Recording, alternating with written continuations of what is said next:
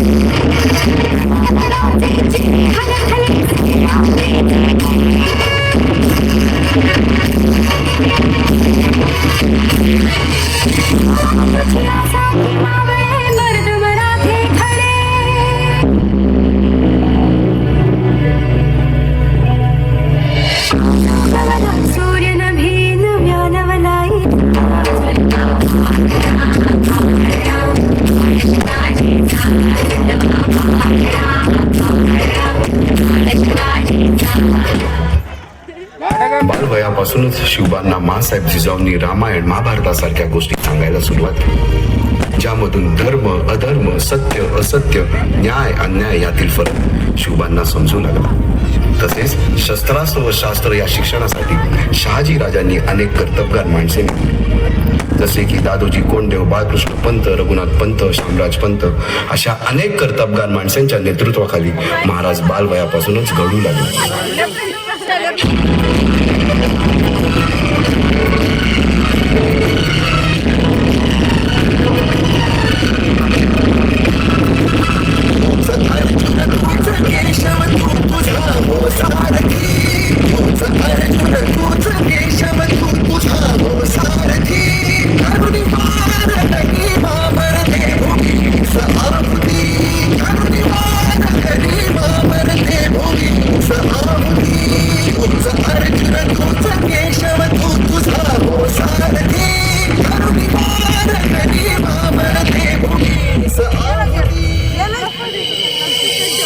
एकटे नेतृत्व कधीच साम्राज्य उभे करू शकत नाही.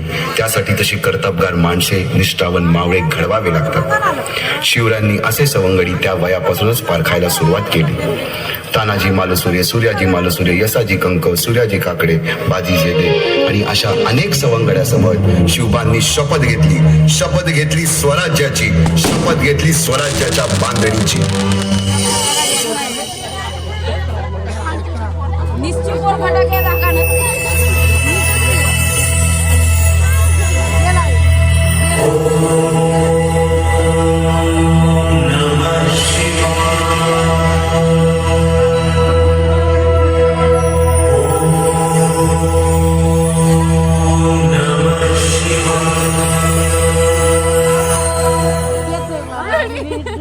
आम्ही मराठे यवनांची पीडा नष्ट करण्यासाठी हिंदवी स्वराज्य स्थापन करीत आहोत.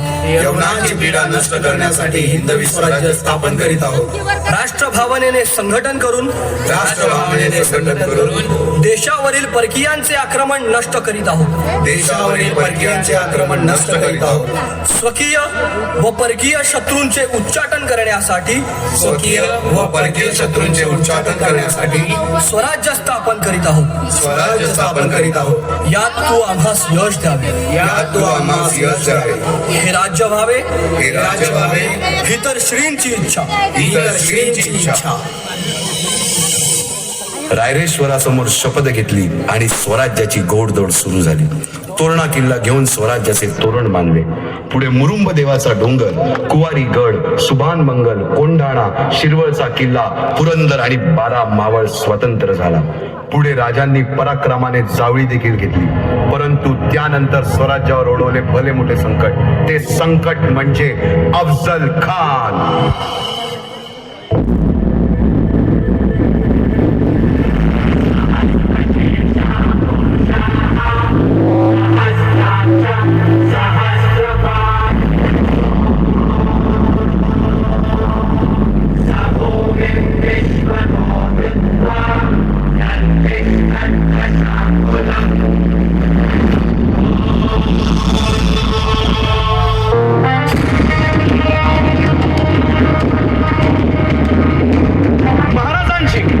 शिवाजी महाराजांची कीर्ती बेफाम होती. महाराजांची कीर्ती बेफाम, भल्या भल्यानं फुटला घाम. याला कोण घालील यस्सेने दरबारी पुस्ती बेगम. बडी बेगम म्हणजे अली आदिल शहाची आई बर का. नजरेत तिच्या अंगार दरबार झाला गपगार. कुणी घेईना पुढाकार, साऱ्यांनीच मानली हार. इतक्यात अचानक एक सरदार उठला, बोलला, हम लाएंगे शिवाजी को. आणि त्यानं विडा उचलला. नवतेचं अफजल खाने,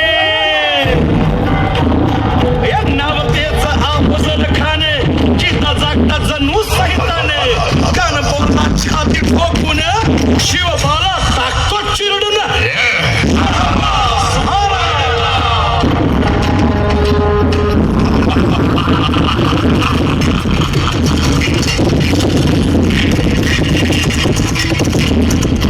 आता शिवबाचं काही खरं नाही.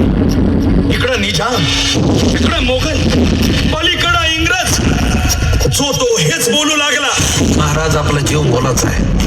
खानाचं सैन्य अफाट आहे. त्याच्यासमोर आपला टिकाव लागणं अवघड आहे. काही दिवसांसाठी आपण कुठेतरी अज्ञातस्थळी निघून जाऊ. काय म्हणालत रायबा? मासाहेब, आम्हाला आमच्या जीवाची पर्वा नाही. राजांचा जीव वाचणं गरजेचं आहे. रायबा, शिवबा केवळ आमचा पुत्र नाही, तर अवघ्या मराठी जनांचा स्वाभिमान आहे. या मातेने आपला पुत्र गमावला तरी 72, परंतु भ्याडपणे पळून जाऊन या मराठी मुलखाचा स्वाभिमान गमावता कामा नये. अशा वाघिणीचा चोच्छावा. बाळासाहेब आपला पुत्र आणि मराठी मुलकाचा स्वाभिमान विजयी टिळा लावूनच परत. अशा वाघिणीचा चोच्छावा. तथास्तु. गनिमान कसा ठेचावा, डोक्यात नेहमी गावा. भेटीचा धाडा सांगावा.